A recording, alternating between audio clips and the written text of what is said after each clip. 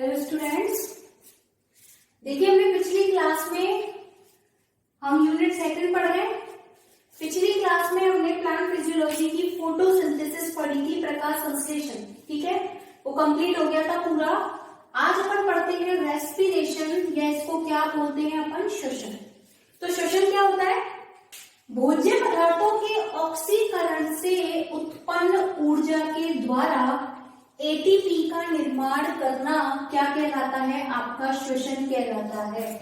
देखो, फोटोसिंथेसिस में तो हम भोज्य पदार्थ बना रहे थे, ठीक है, वहां पर CO2 का अपचय हो रहा था। लेकिन रेस्पिरेशन में भोज्य पदार्थों का क्या होता है? ऑक्सीकरण होता है, जिसके फलस्वरूप एटीपी के रूप में ऊर्जा उत्पन्न होती है।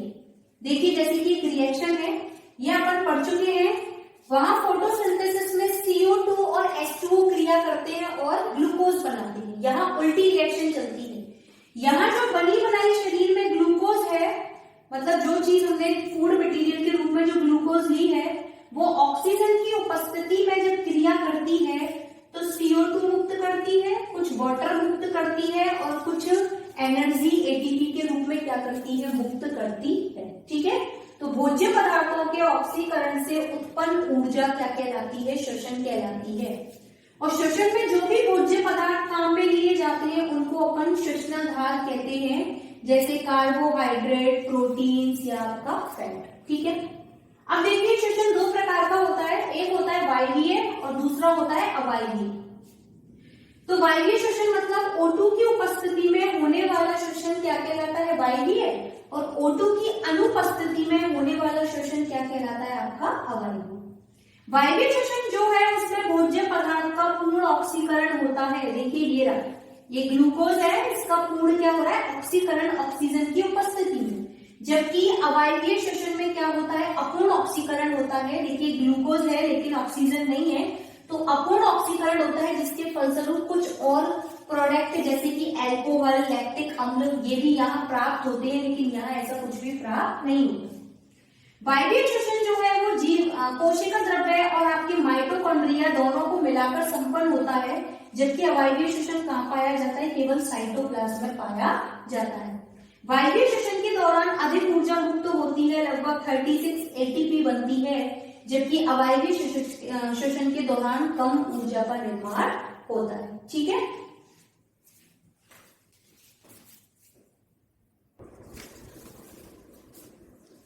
आगे देखिए श्वसन की क्रिया विधि।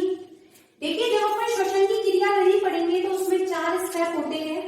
पहला स्टेप आता है ग्लाइकोलाइसिस। ग्लाइकोलाइसिस मतलब ग्लूकोज को पाइरुविक अम्ल में परिवर्तित कर दिया जाता है। इसको डिटेल में पढ़ेंगे। और ये क्रिया कहाँ संपन्न होती है? साइटोप्लाज्म या कोशिका द्रव्य में। दूसरी आती है लिंक रिएक्शन, जो माइटोकॉन्ड्रिया के मैट्रिक्स भाग में संपन्न होती है। तीसरा आता है क्रेब्स चक्र, वो भी माइटोकॉन्ड्रिया के मैट्रिक्स में संपन्न होता है। और चौथा आता है इलेक्ट्रॉन परिवहन तंत्र, जो माइटोकॉन्ड्रिया की आंतरिक झिल्ली में संपन्न होता है। एक बार मैं माइटोकॉन्ड्रिया का डायग्राम बता दूं। देखो, ये माइटोकॉन्ड्रिया की आउटर मेम्ब्रेन है।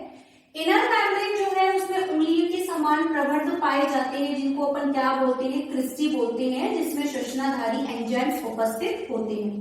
और माइटोकॉन्ड्रिया के अंदर का जो तरल भाग होता है उसको अपन क्या बोलते हैं? मैट्रिक्स बोलते हैं।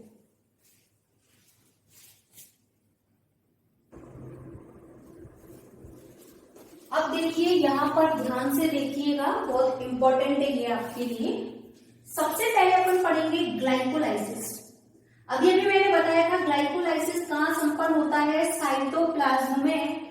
और ये वायवीय और अवायवीय दोनों श्वसन का पहला क्या होता है? स्टेप होता है। ठीक है, क्योंकि कहाँ संपन्न होता है? ये साइटोप्लाज्म। तो सबसे पहले देखो, इसको EMP पाथवे, साइंटिस्ट के नाम है ये एम्बडेन मेयरहोफ पार्गनस पाथवे भी कहा जाता है। ठीक है, साइंटिस्ट के तीनों। अब देखो, सबसे पहले ग्लूकोज लिया हमने। ग्लूकोज में कितने कार्बन होते हैं? 6 कार्बन। 6 कार्बन ग्लूकोज जो है वो हेक्सोकाइनेज एंजाइम की उपस्थिति में किसमें चेंज हो जाता है? ग्लूकोज 6 फॉस्फेट में। अब देखो, काइनेज एंजाइम का काम क्या होता है? एटीपी से फॉस्फेट को ट्रांसफर करना। तो यहाँ पर काइनेज एंजाइम ने एटीपी से एक फॉस्फेट लिया और किसको दे दिया? ग्लूकोज को दे दिया। जिसके कारण ग्लूकोज किसमें चेंज हो गया, ग्लूकोज 6 फॉस्फेट में, और एक एटीपी हमारे यहाँ पर काम आ गई। शुरुआत में एटीपी काम में आती है, ठीक है। उसके बाद ग्लूकोज 6 फॉस्फेट फॉस्फोहेक्सोआइसोमरेज एंजाइम की उपस्थिति में किसमें चेंज हो जाता है, फ्रक्टोज 6 फॉस्फेट में। इस साइन का देखो, ये जो साइन है इसका मतलब होता है कि ग्लूकोज 6 फॉस्फेट फ्रक्टोज 6 फॉस्फेट में चेंज होता है, तो फ्रक्टोज 6 फॉस्फेट ग्लूकोज 6 फॉस्फेट में भी चेंज हो सकता है, मतलब ये दोनों आपस में इंटर कन्वर्जन होते हैं, ठीक है। अब देखो फ्रक्टोज 6 फॉस्फेट जो है वो फॉस्फोफ्रक्टोकाइनेज एंजाइम की उपस्थिति में किसमें चेंज हो जाता है, फ्रक्टोज 1,6 बिस फॉस्फेट में। मतलब एक फॉस्फेट पहले ही था उसके पास 6 पोजीशन पर, अब उसकी पहली पोजीशन पर एक और फॉस्फेट आता है, उसको कौन देता है, एटीपी देता है यहाँ से, ठीक है। मतलब शुरुआत में 2 एटीपी अपन काम में ले चुके हैं। अब देखो ये 6 कार्बन युक्त फॉस्फोफ्रक्टोकाइनेज फ्रक्टोज 1,6 बिस फॉस्फेट जो है वो या तो चेंज हो सकता है 3 कार्बन युक्त फॉस्फोग्लिसरैल्डिहाइड में, या फिर ये चेंज हो सकता है 3 कार्बन युक्त डाइहाइड्रोक्सी एसीटोन फॉस्फेट में। देखो 3 कार्बन ये 3 कार्बन ये, टोटल 6 हो गए। और फॉस्फोग्लिसरैल्डिहाइड डाइहाइड्रोक्सी एसीटोन फॉस्फेट में भी चेंज हो सकता है, ठीक है। अब देखो हमें उससे कोई मतलब नहीं है, हमको केवल इससे मतलब है फॉस्फोग्लिसरैल्डिहाइड से। जब फ्रक्टोज 1,6 बिस फॉस्फेट फॉस्फोग्लिसरैल्डिहाइड में बदलेगा तो ऑब्वियस सी बात है, इसके पास यदि 3 कार्बन है जबकि फ्रक्टोज के बाद 6 कार्बन है, तो फॉस्फोग्लिसरैल्डिहाइड के कितने मॉलिक्यूल्स बनेंगे, 2। इतना तो सबको आता होगा। 2 का मतलब कितना हो गया, टोटल कितने कार्बन हो गए हमारे, 6, ठीक है। 6 कार्बन ही तो जा रहे हैं आगे, तो फॉस्फोग्लिसरैल्डिहाइड के कितने मॉलिक्यूल बन गए, 2। अब आगे देखो 3 कार्बन युक्त फॉस्फोग्लिसरैल्डिहाइड, अब इसमें डीहाइड्रोजनेशन की क्रिया होती है। डीहाइड्रोजनेशन मतलब इलेक्ट्रॉन्स का निकलना, तो यहाँ हाइड्रोजन आइंस का निकलना। तो जैसे ही यहाँ डीहाइड्रोजनेशन की क्रिया होती है तो फॉस्फोग्लिसरैल्डिहाइड किसमें चेंज हो जाता है, 3 कार्बन युक्त 1,3 बिस फॉस्फोग्लिसरैल्ड, ठीक है, 3 फॉस्फोग्लिसरेट में। तो 3 कार्बन युक्त फॉस्फोग्लिसरैल्डिहाइड किसमें चेंज हो गया, 3PGA। PGA का मतलब फॉस्फोग्लिसरेट में, ठीक है। फॉस्फोग्लिसरिक एसिड भी कह लो या फॉस्फोग्लिसरेट कह लो, एक ही बात है। साथ ही साथ ये अपने जो इलेक्ट्रॉन है वो किसको दे देता है, NAD+ को, और NAD+ इलेक्ट्रॉन लेकर किसमें चेंज हो जाता है, NADS2, ठीक है। And nicotinamide adenine dinucleotide. अब आगे देखो 1,3 बिस फॉस्फोग्लिसरेट अब किसमें चेंज हो जाता है, 3 फॉस्फोग्लिसरेट में। मतलब पहले कार्बन से फॉस्फेट हट जाता है और अब की बार ये फॉस्फेट किसको मिल जाता है, ADP को। तो ADP को जैसे ही फॉस्फेट मिलता है तो वो किसमें चेंज हो जाता है, ATP। मतलब यहां पर हमारा एक ATP बन गया। आया समझ में। अब 1,3 बिस फॉस्फोग्लिसरेट 3 फॉस्फोग्लिसरेट में चेंज होता है।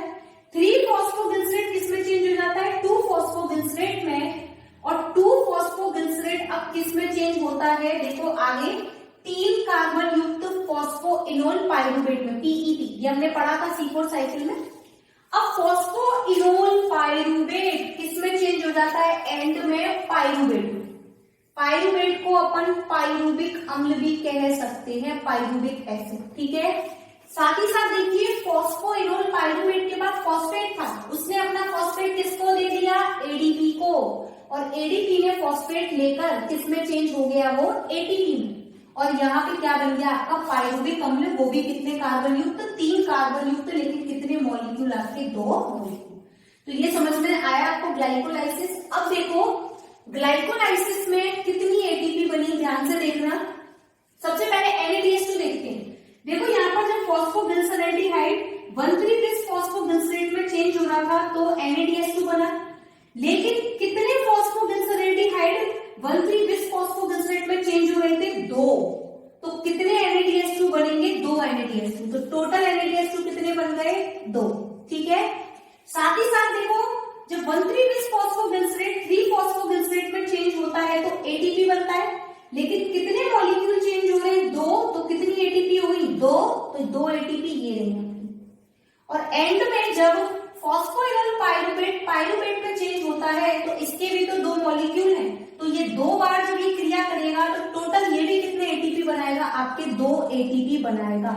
मतलब टोटल कितने एटीपी बनते हैं, 4 एटीपी। इसको एसएलपी कहते हैं। एसएलपी का मतलब होता है सबस्ट्रेट लेवल फॉस्फोराइलेशन।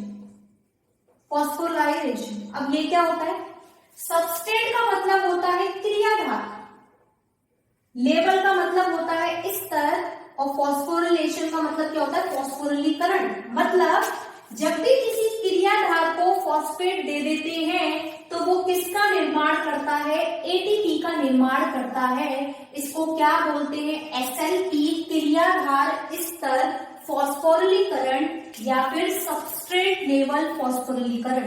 देखो यहाँ पर 2 बार एसएलपी क्रिया होती है। एक बार ये रही एडीपी या क्रियाधार है, क्रियाधार को क्या मिल गया, फॉस्फेट मिल गया, तो वो किस में चेंज हो गया, एटीपी में चेंज हो गया। तो एक सबस्ट्रेट लेवल तो ये रही यहाँ पर, और दूसरी ये रही कि यहाँ एडीपी क्रियाधार है, उसको फॉस्फेट मिला तो वो एटीपी हो। तो 2 बार यहाँ पर सबस्ट्रेट लेवल फॉस्फोरिलीकरण की क्रिया होती है, जिसके फलस्वरूप टोटल कितने एटीपी बनते हैं, यहाँ 4 एटीपी बनते हैं। तो ये पूरी की पूरी प्रोसेस समझ में आ गई कि ग्लूकोज का पाइरुविक अम्ल में या पाइरुवेट में परिवर्तित करने की क्रिया को अपन क्या कहते हैं, ग्लाइकोलाइसिस कहते हैं, जो वायवीय और अवायवीय श्वसन दोनों का पहला प्रोसेस होता है। ठीक है, अब यहाँ ध्यान से देखिए, शुरुआत में हमने 2 एटीपी खर्च की थी कि नहीं की थी, एक एटीपी यहाँ खर्च हो रही थी और एक एटीपी यहाँ खर्च हो रही थी। तो चलो एटीपी का हिसाब लगा दो, 2 एटीपी शुरुआत में क्या हो गई, खर्च हो गई। ठीक है, अब कितनी एटीपी बनी, 2 एटीपी यहाँ बनी एसएलपी से और 2 एटीपी यहाँ बनी, तो टोटल कितनी एटीपी बनी, 4 एटीपी बनी। ठीक है, और NADH2 कितने बने आपके, केवल 2 बने, यहाँ पर 1 बार बन रहा है लेकिन 2 मॉलिक्यूल से बन रहा है, तो 2 NADH2 बने। ठीक है, अब याद रखना कि एक NADH2 से 3 एटीपी बनती हैं। तो अब बताओ 2 NADH2 से कितनी एटीपी बनेगी, टोटल 6 एटीपी। ये चीज समझ में आई या नहीं, ऑब्वियस सी बात है, एक NADH2 से 3 एटीपी बनती है तो 2 से तो 6 बनेगी। अब देखो टोटल कितनी एटीपी बनी, शुरुआत में खर्च वाली को छोड़ो, बनी कितनी, 4 एटीपी एसएलपी से बनी। ठीक है, और 6 एटीपी NADH2 से बनी, तो मतलब टोटल कितनी एटीपी हो गई, 10 एटीपी, जिसमें से 2 एटीपी को अपन पहले ही खर्च कर चुके हैं। तो टोटल कितनी एटीपी बची, 8 एटीपी। ये आया समझ में या नहीं आया, नोट्स की चिंता मत करना, इसके पूरे नोट्स मिल जाएंगे तुम्हें लिखे हुए। तो देखो शुरुआत में 2 एटीपी खर्च हुई, लेकिन बनी कितनी, 10 एटीपी। तो 10 में से 2 माइनस कर दिया, तो टोटल ग्लाइकोलाइसिस में कितनी एटीपी बनी हमारी, 8 एटीपी। ठीक है, ये है आपका ग्लाइकोलाइसिस।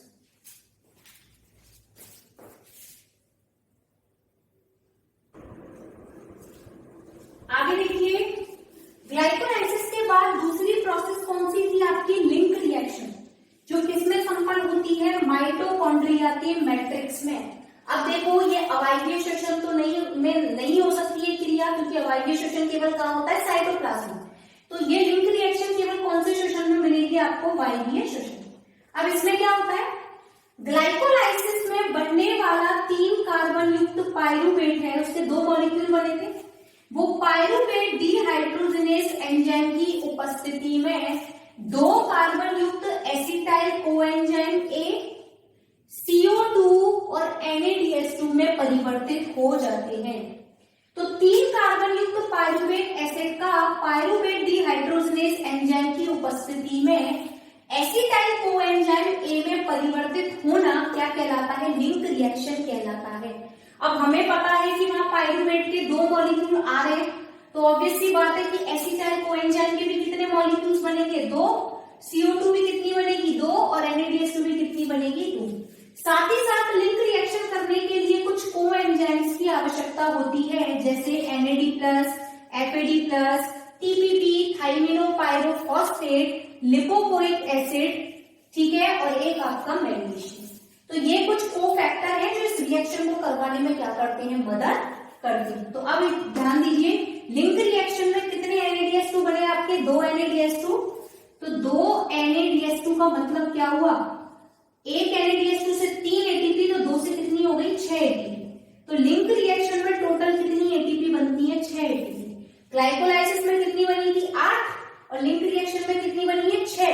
ठीक है, अब अभी और आगे पढ़ेंगे तीसरी प्रोसेस आपका क्रैब साइकिल। तो ये थी आपकी लिंक रिएक्शन।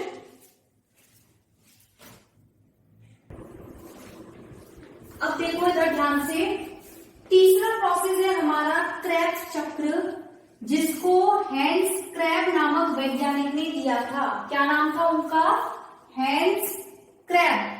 इसलिए इस साइकिल को क्या बोलते हैं, क्रैब साइकिल बोलते हैं। ठीक है, जो कहां संपन्न होता है, माइटोकॉन्ड्रिया के मैट्रिक्स वाले भाग में। अब देखो इसमें क्या होता है, लिंक रिएक्शन में हमने पढ़ा था, क्या बना था, 2 कार्बन युक्त एसिटाइल को एंजाइम ए। ये बना था या नहीं बना था, बना था। अब ये 2 कार्बन युक्त acetyl co enzyme A matrix में उपस्थित 4 कार्बन युक्त ऑक्सैलो एसिटिक एसिड OAA, हम पढ़ चुके हैं C4 साइकिल में। 4 कार्बन युक्त ऑक्सैलो एसिटिक एसिड के साथ मिलकर 6 कार्बन युक्त सिट्रिक एसिड बनाता है। ठीक है, कितने कार्बन युक्त, 6 कार्बन युक्त सिट्रिक एसिड बनाता है, जिसमें कितने COOH मतलब कार्बोक्सिलिक समूह उपस्थित होते हैं, 3 कार्बोक्सिलिक समूह, किसमें, सिट्रिक एसिड में। इसलिए इस चक्र को TCA चक्र भी कहते हैं। TCA मतलब 3 कार्बोक्सिलिक एसिड, 3 कार्बोक्सिलिक अम्ल की उपस्थिति के कारण इसे TCA साइकिल भी कहा जाता है। आगे देखो, अब ये 6 कार्बन युक्त सिट्रिक एसिड एकोनिटेज एंजाइम की उपस्थिति में 6 कार्बन युक्त सिस एकोनिटिक अम्ल में परिवर्तित हो जाता है। अब ये दोबारा से एकोनिटेज एंजाइम की उपस्थिति में 6 कार्बन युक्त आइसोसिट्रिक अम्ल में परिवर्तित हो जाता है। अब ये आइसोसिट्रिक एसिड आइसोसिट्रिक डिहाइड्रोजनेज मतलब इलेक्ट्रॉन्स का निकलना, तो इलेक्ट्रॉन जब इसमें से निकलते हैं तो ये किसमें चेंज हो जाता है, 6 कार्बन युक्त ऑक्सैलो सक्सिनिक एसिड में, और अपने इलेक्ट्रॉन किसको दे देता है, NAD+ को, जिसके कारण ये किसमें चेंज हो जाता है, NADH2। ठीक है, अब 6 कार्बन युक्त ऑक्सैलो सक्सिनिक एसिड का क्या होता है, डी कार्बोक्सिलीकरण, मतलब इसमें से एक CO2 बाहर निकलता है, तो कितने कार्बन बचेंगे, 5 कार्बन। तो 5 कार्बन युक्त क्या बनता है, एल्फा कीटो ग्लूटारिक अम्ल। ठीक है, अब एल्फा कीटो ग्लूटारिक अम्ल का alpha keto glutaric dehydrogenase enzyme की उपस्थिति में डिहाइड्रोजनेशन होता है, मतलब इससे इलेक्ट्रॉन्स निकलते हैं और किसको मिल जाते हैं, NAD+ को, और वो किसमें चेंज हो जाता है, NADH2। साथ ही साथ एल्फा कीटो ग्लूटारिक एसिड से एक CO2 भी बाहर निकलता है, तो देखो जो 5 कार्बन थे कितने हो गए, 4, तो क्या बनता है, 4 कार्बन युक्त सक्सिनाइल को एंजाइम ए, यहां से को एंजाइम ए भी इसमें आकर ऐड हो जाता है। ठीक है, अब सक्सिनाइल को एंजाइम ए जो है 4 कार्बन युक्त, वो थायोकाइनेज एंजाइम की उपस्थिति में क्या बनाता है, सक्सिनिक एसिड, और एक SLP क्रियाधार स्तर फॉस्फोरिलीकरण की क्रिया के द्वारा सक्सिनाइल को एंजाइम किसको फॉस्फेट देता है, GDP को, ग्वानिडीन डाइफॉस्फेट, और GDP को किसमें कन्वर्ट कर देता है, GDP। ठीक है, अब देखो सक्सिनिक एसिड सक्सिनिक डिहाइड्रोजनेज की क्रिया में किसमें परिवर्तित हो जाता है, फ्यूमेरिक एसिड में। अब डिहाइड्रोजनेज हो रहा है तो फिर से इलेक्ट्रॉन निकलेंगे, अब की बार इलेक्ट्रॉन किसको मिलते हैं, FAD+ को, और वो किसमें चेंज हो जाता है, FADH2। ठीक है, फ्लोरानामाइड एडेनिन डाइन्यूक्लियोटाइड। तो सक्सिनिक एसिड सक्सिनिक डिहाइड्रोजनेज की क्रिया में किसमें चेंज हो, फ्यूमेरिक अम्ल में, और फ्यूमेरिक अम्ल फ्यूमेरेज एंजाइम की उपस्थिति में किसमें चेंज हो जाता है, मैलिक एसिड में, और मैलिक एसिड मैलेट डिहाइड्रोजनेज की क्रिया में, अब फिर से डिहाइड्रोजनेशन हो रहा है तो इलेक्ट्रॉन किसको दे देगा, NAD+ को, और क्या बनाएगा, NADH2, और दोबारा से किसमें चेंज हो जाता है, ऑक्सैलो एसिटिक एसिड। मतलब जो चीज हमने जहां से स्टार्ट की थी वो वहीं पर आकर खत्म हो गई। लेकिन इस साइकिल का मेन प्रोडक्ट क्या होता है, सिट्रिक एसिड, जिसमें कितने कार्बन होते हैं, 6 कार्बन, और 3 कार्बोक्सिलिक समूह होने के कारण इसको TCA चक्र भी कहा जाता है। बहुत इजी सा साइकिल है, इतना टिपिकल भी नहीं है जितना देखने में लग रहा है, ठीक है। अब मुझे एक चीज बताओ, यहां बताओ मुझे कितने NADH2 बने, ध्यान से देखना। एक NADH2 ये रहा, ठीक है, दूसरा NADH2 ये रहा और तीसरा NADH2 ये रहा। कितने NADH2 बने? 3 NADH2 बने या नहीं बने, ठीक है। FADH2 कितने बने? केवल एक बना यहाँ पर FADH2। और ATP है GTP कितने बने? ATP तो बने नहीं, केवल GTP बना। कितना बना? वो भी एक GTP, ठीक है। ये सबको दिखाई दे रहा है, अच्छे से साफ समझ आ रहा है। देखो 3 बार तो NADH2, एक 2 और एक 3, ठीक है। 3 बार NADH2, एक बार FADH2 और एक बार GTP। अब याद रखो, ध्यान करो कि एसिटाइल कोएंजाइम के कितने मॉलिक्यूल बनते आ रहे थे? 2 मॉलिक्यूल।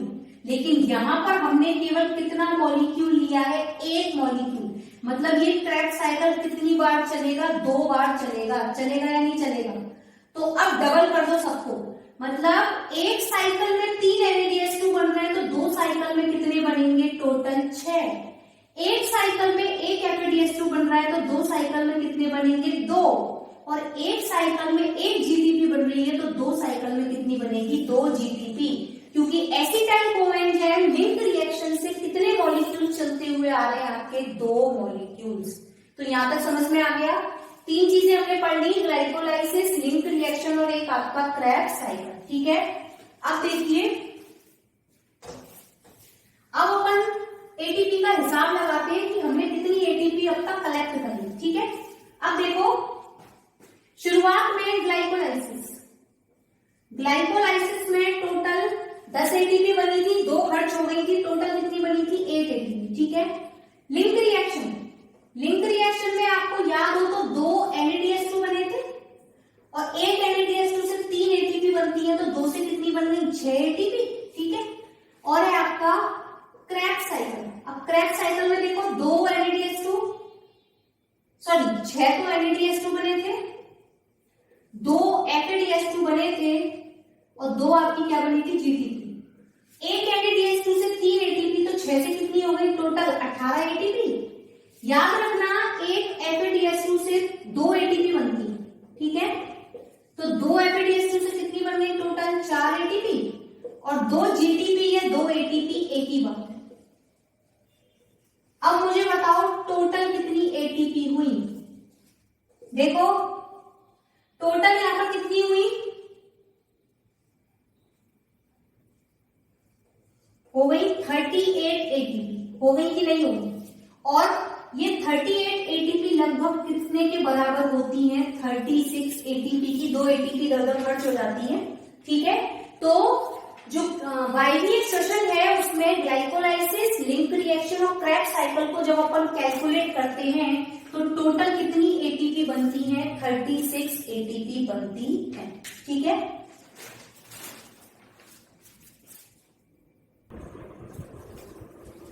देखिए ये इतना इजी प्रोसेस नहीं है, मुझे पता है आपको ये थोड़ा सा कॉम्प्लेक्स लग रहा है, टिपिकल लग रहा है, लेकिन बुक से बिल्कुल समझ नहीं आएगा आपको। बुक में और ज्यादा टिपिकल लैंग्वेज में दे रखा है, तो यहाँ आप अच्छे से पढ़ेंगे, एक बार दिमाग लगा के तो याद हो जाएगा, ठीक है। चौथा आता है ETS या इलेक्ट्रॉन ट्रांसपोर्ट सिस्टम। क्या होता है? देखो अभी तक लिंक रिएक्शन, ग्लाइकोलाइसिस और क्रेब्स साइकिल में जितने भी NADH2 और FADH2 बने थे उनसे डायरेक्ट ATP प्राप्त नहीं की जा सकती, ठीक है। उनसे ATP प्राप्त करने के लिए ये NADH2 और FADH2 के इलेक्ट्रॉन्स को कहां से होकर गुजरना पड़ता है? माइटोकॉन्ड्रिया की आंतरिक झिल्ली में से होकर के गुजरना पड़ता है। और माइटोकॉन्ड्रिया की आंतरिक झिल्ली में एक इलेक्ट्रॉन वाहकों की श्रृंखला पाई जाती है, जिसमें से होकर जब ये NADH2 और FADH2 के इलेक्ट्रॉन प्रवाहित होते हैं तो किसका निर्माण करते हैं? ATP का, ठीक है। तो माइटोकॉन्ड्रिया की आंतरिक झिल्ली में 5 इलेक्ट्रॉन वाहकों की श्रृंखला होती है। ये पांचों एज इट इज याद करने हैं आपको, जिसमें कॉम्प्लेक्स पहला होता है NADH डिहाइड्रोजनेस कॉम्प्लेक्स। मतलब ये किसके इलेक्ट्रॉनों को लेगा? NADH2 के। कॉम्प्लेक्स सेकंड होता है FADH डिहाइड्रोजनेस कॉम्प्लेक्स, या इसका दूसरा नाम होता है सक्सिनेट डिहाइड्रोजनेस कॉम्प्लेक्स। ये किसके इलेक्ट्रॉन्स को लेगा? FeDH2 के। कॉम्प्लेक्स थर्ड का नाम होता है cytochrome BC1 complex. Complex fourth का नाम होता है साइटोक्रोम A3 कॉम्प्लेक्स। और कॉम्प्लेक्स 5 का नाम होता है ATPase कॉम्प्लेक्स या F0F1 कॉम्प्लेक्स। इनको अभी अपन पढ़ेंगे डिटेल में, ठीक है। तो ये 5 आपके क्या हो गए? कॉम्प्लेक्स।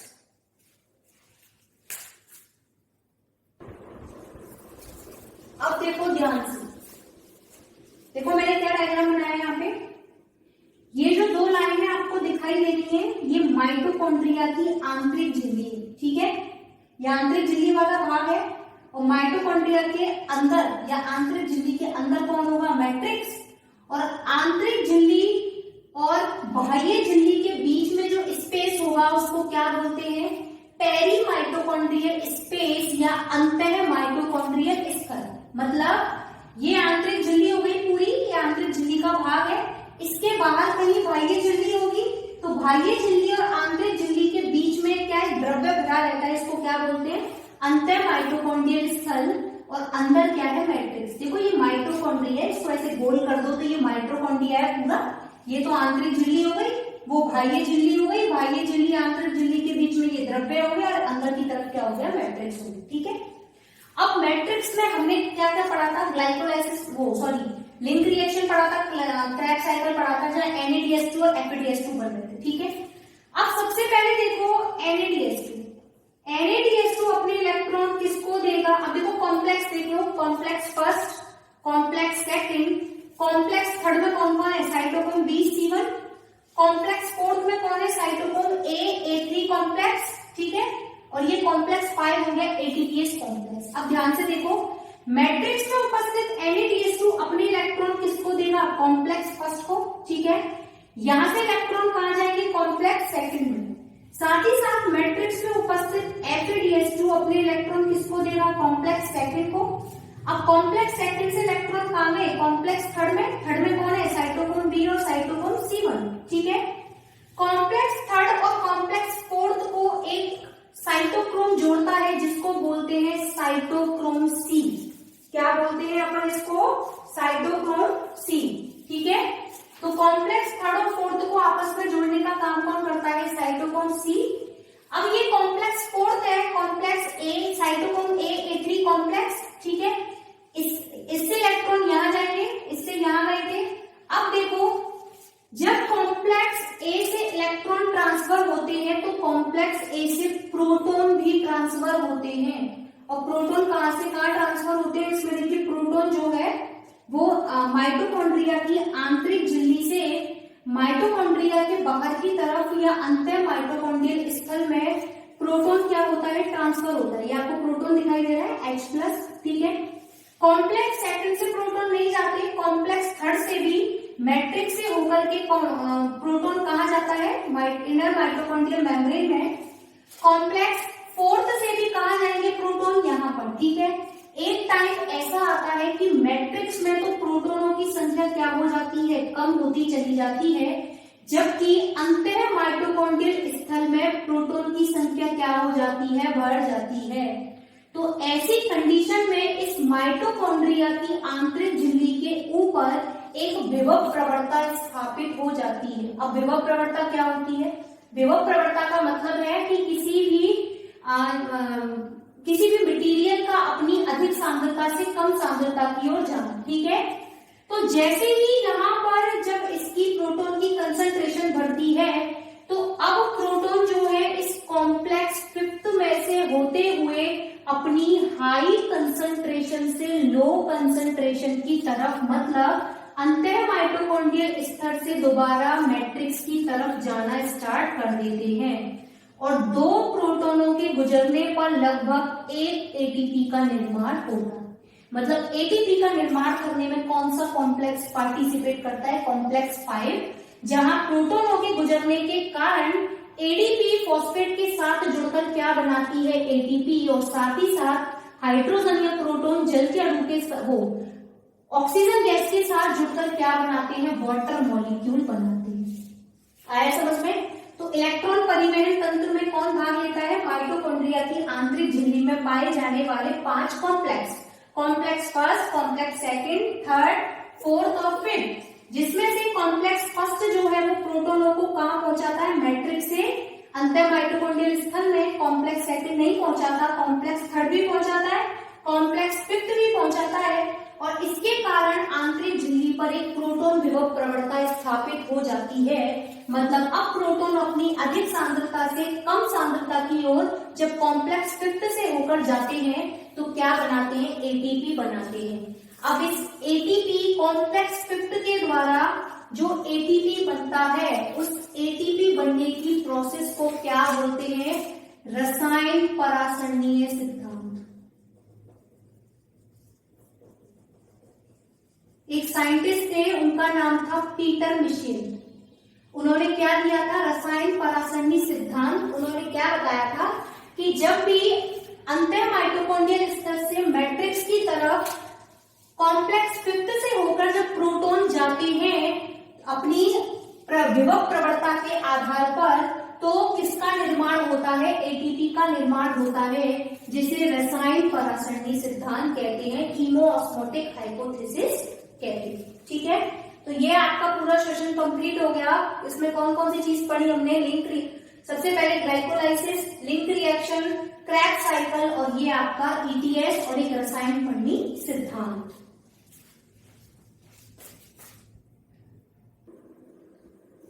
आगे देखिए, एक टॉपिक है श्वसन गुणांक, रेस्पिरेटरी कोएफिशिएंट, आरक्यू बोलते हैं इसको। श्वसन गुणांक का मतलब होता है श्वसन में मुक्त होने वाली CO2 और प्रयुक्त होने वाली O2 का आयतन क्या कहलाता है, श्वसन गुणांक। ठीक है, जैसे हमें पता है कि ग्लूकोज की जब रिएक्शन अपन पढ़ रहे थे श्वसन में, तो वहां कितने CO2 काम में आ रहे थे, 6 CO2, और कितनी O2 मुक्त हो गई थी, 6 O2। तो टोटल वहां पर कितना, आरक्यू का मान वहां पर कितना था, आपका 1। ठीक है, अवायवीय श्वसन देखिए, अवायवीय श्वसन में 6 CO2, ठीक है, लेकिन 6 CO2 मुक्त तो होती है, लेकिन ऑक्सीजन क्या होती है, 0। ऑक्सीजन की अनुपस्थिति में ही तो होता है अवायवीय श्वसन। तो अवायवीय श्वसन के लिए आरक्यू का मान कितना होता है, अनंत। ठीक है, और प्रोटीन और वसा के लिए जो आरक्यू का मान होता है वो 1 से भी क्या होता है, कम होता है, क्योंकि 1 से कम कब होगा, जब O2 की मात्रा CO2 से ज्यादा होगी। मतलब ये मुझे बताता हो कि ऑक्सीकरण के लिए O2 की ज्यादा जरूरत होती है। ठीक है, तो ये था आपका श्वसन गुणांक कंप्लीट।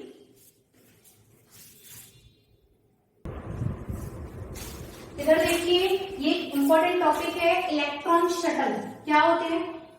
देखो हमने पढ़ा था ग्लाइकोलाइसिस, तो कोशिका द्रव्य, और ग्लाइकोलाइसिस के दौरान कौन बन रहा था, NADH2। ठीक है, तो NADH2 को कहां प्रवेश करना पड़ेगा, माइटोकॉन्ड्रिया के अंदर प्रवेश करना पड़ेगा, उसकी इनर मेम्ब्रेन में, तभी तो वो अपने इलेक्ट्रॉन दे पाएगा। कहां पर, इलेक्ट्रॉन वाहकों की श्रृंखला में। ठीक है, लेकिन ग्लाइकोलाइसिस के द्वारा निर्मित होने वाली NADH2, वो NADH2 के लिए जो माइटोकॉन्ड्रिया की आंतरिक झिल्ली जो होती है वो कैसी होती है, अपारगम्य होती है। अब बताओ, अपारगम्य होगी तो क्या ये उसको क्रॉस करके अंदर जा पाएगा, नहीं जा पाएगा।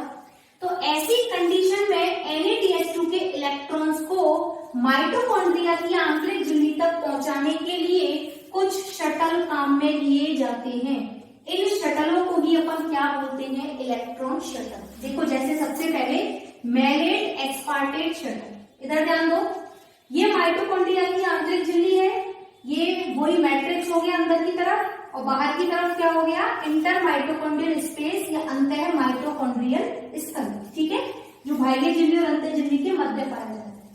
अब देखो, सबसे पहले बाहर देखो, जो मैलेट एस्पार्टेट है, देखो एस्पार्टेट हुआ, मैलेट हुआ, वो इजीली प्लाज्मा सॉरी आंतरिक झिल्ली को के आर पार जा सकते हैं। क्यों, क्योंकि आंतरिक झिल्ली के आर पार जाने के लिए यहाँ ट्रांसपोर्टर प्रोटीन लगे हुए होते हैं। हमने फर्स्ट ईयर में पढ़ा था, प्लाज्मा मेम्ब्रेन की आंतरिक झिल्ली में ट्रांसपोर्टर प्रोटीन्स होते हैं। ठीक है, तो ऐसे ही ट्रांसपोर्टर प्रोटीन लगे होते हैं जो इजीली एस्पार्टेट और मैलेट को आर पार जाने देते हैं।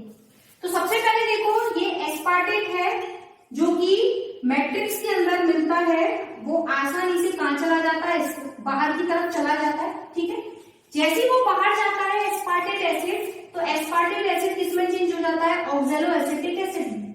और ऑक्सैलो एसिटिक एसिड जो है, अब देखो ग्लाइकोलाइसिस के बाद जो NADH2 बना था वो अपने इलेक्ट्रॉन किसको दे देता है? मैलेट को दे देता है। और किस में चेंज हो जाता है? NAD+ में चेंज हो जाता है, क्योंकि ऑक्सैलो एसिटिक एसिड से मैलेट बनाने के लिए हमें NADH2 को किस में कन्वर्ट करना होगा? NAD+ में। अब NADH2 ने अपने इलेक्ट्रॉन किसको दे दिए? मैलेट को। मैलेट इजीली कहां प्रवेश कर गया? मैट्रिक्स वाले भाग में, माइटोकॉन्ड्रिया के। और अब मैलेट जैसे ही माइटोकॉन्ड्रिया के अंदर जाता है तो वो दोबारा से किस में चेंज हो जाता है? ऑक्सैलो एसिटिक एसिड में। और NAD+ के इलेक्ट्रॉनों को दोबारा किसको दे देता है? NAD+ को, जिससे वो दोबारा किस में कन्वर्ट हो जाता है? NADH2। मतलब बाहर जो NADH2 सीधे नहीं आ सकता था, वो मैलेट को अपने इलेक्ट्रॉन देकर कहां प्रवेश कर जाता है? माइटोकॉन्ड्रिया के मैट्रिक्स वाले भाग में। दोबारा से यही एस्पार्टेट, यही क्रम चलता रहता है। इसको कौन सा शटल बोलते हैं? Malate aspartate shuttle.